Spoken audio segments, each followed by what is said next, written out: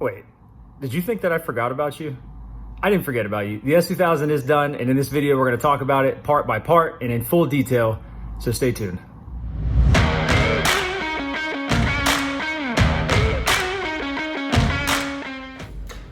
All right, so welcome back to the S2000 build. I am so sorry that I did not get back to you sooner with the status of the car and how it's running. I will say that I have finished it. It is complete, runs like a champ.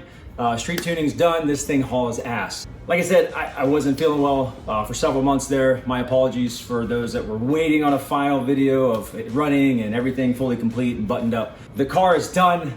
It is a monster. I am so happy, smiling ear to ear. For this video, I'm going to talk about everything that I've done, a little bit of detail about all the parts that we're using here, and tell you the story about my baby. All right, so let's talk about the build. We have a 2006 Honda S2000. Got this about 2.5 years ago because I saw the market starting to go up a little bit. Super clean, got it from Seattle, Washington. Said I wouldn't turbo it, but I did. So let's talk about this. So we have an F22 motor, a stock, completely stock long block. The only thing I did was a valve adjustment, so that's the only time the valve cover's been off. But we have a straight line motorsports manifold. It is a V-band flange on there with a precision 6266, my favorite, the 82 AR. I'm a Tile fan, did not do Turbo Smart, not saying anything bad about any company, but we have the Tile blow-off valve, we have a 44 millimeter Tile gate, did some custom AN lines for the boost controller, which I have hidden in the fender there. I have a ton of pictures of the build, not too many videos of the build. At a certain point, I kind of just got deep into it. So the 6266 is my favorite turbo for the street. Amazing power band, can make up 700 horsepower. Solid turbo, haven't had any issues with it. I tapped into the oil pressure sensor. It's hard to see. Above the oil filter there's a port where the turbo feed comes, where the oil feed is tapped into. Blocked off the pressure switch on the VTEC solenoid there. Got some heat wrap on it, but I'm gonna have to redo it. Just temporary for now, so I gotta make a little plate. But pretty happy with this manifold so far. It's amazing, hasn't cracked. Driven it quite a bit. It's not a daily driver, but definitely makes some solid power. I love the design and the fitment. Everything's amazing. So awesome work to Shiva and his crew for the amazing customer service there. So we have the full-blown Motorsports fuel rail. I custom made all the lines and fittings. I just went with some Jegs fittings here, but we have dash 8 in and dash 6 return. Went with a Weldon fuel pressure regulator. And in the trunk, we have twin Walbro 255 pumps. Why did I do Walbro? Because don't want to reinvent the wheel, and it's always worked great for me. I did take the timing chain cover off and I tapped it for dash 10 there for the return, because that is the, in my opinion, probably the best area you can do it. I mean, you can do the girdle, but you're playing with fire there in my opinion, because you can't just go buy a girdle off the shelf. Timing chain covers, pretty easy work there, works great, no issues with the drainage. Moving along, we have a custom made or one-off catch can by Origin Fab. Kind of requested a 2 compartments here. So first one here being the coolant, and on this side we have the catch can. So using dash 10 lines going up to the valve cover, so I tapped into the stock PCV port here, dash 10, and then just ran hose with a clamp on the stock breather port there. All of the piping I did custom. I just did 2.5 inch aluminum. I was actually able to keep, this is a cool part, my goal for this car was to not cut out any plastics, anything I couldn't undo, and mission accomplished. So making my own charge pipes, a lot better as far as fitment goes, because I wanted to keep the stock fans. I did relocate the AC. Looking over here, Ballade or Ballad, I'm not sure how you pronounce that.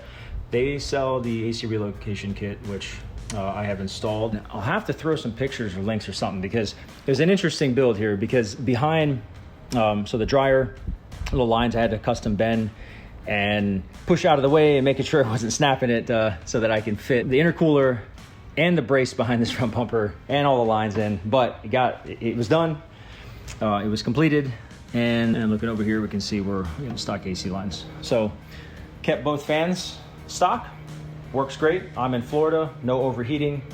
I believe I got the fans kicking on at 195, turning off at 193, no issues there. I have relocated quite a bit in the fenders, not all of it, but on this side, you'll notice a few things missing. So this is a 06 drive-by-wire. So what we did was the actual module of the box that controls the throttle was relocated here under this cowl. So I did have to extend some wires, ran that through fender, made a little porter opening on the side there. Everything works. So you'll see that here's your drive-by-wire, your basically your electronics that run the throttle plate there. But wanted to hide this in here just to kind of free up some room in this area.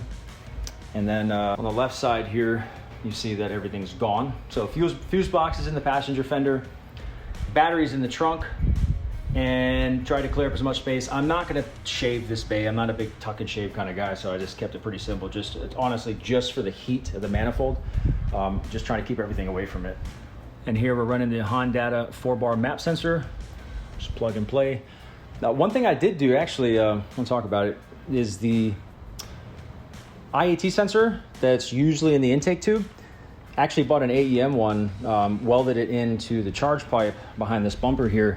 But running that Iat sensor, it has been amazing. Just because it's more accurate than I used to have an O2. And running the Iat up here was awful because of the heat soak. Also, the stock Honda sensor is not very fast. The AEM one is way more responsive, or AEM GM, I think they're the same. Way more responsive than the stock one, but I didn't want to use the stock design as far as sticking it in a hole because I felt like, I don't know, with a lot of boost, it might pop out. Plus, I like everything sealed nice and tightly. So let's talk about the fuel system. We have the full-blown Motorsports fuel rail, the ID 2000s, or the Bosch 2200cc injectors. Same thing, but 2200cc injectors running on E85.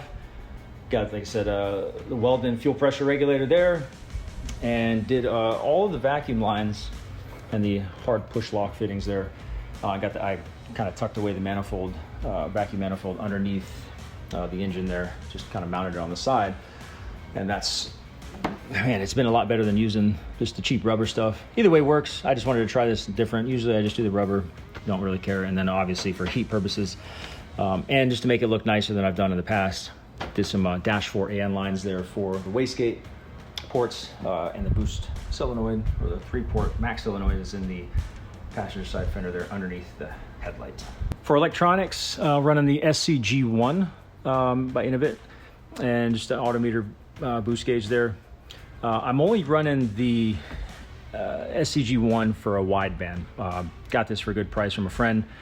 I'm usually running AEM, but not running the boost control through there. I'm actually running a Greddy Profect Type S, old school stuff, just on the fly until I get AEM or Haltech back in here. But yeah, so that's that.